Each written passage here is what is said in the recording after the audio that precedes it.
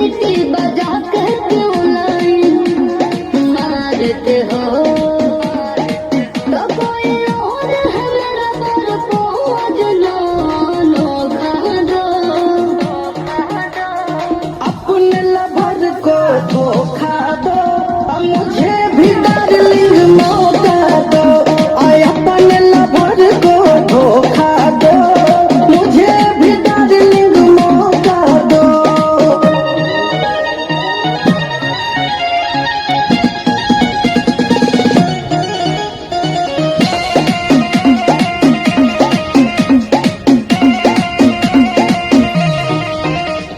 खर्चा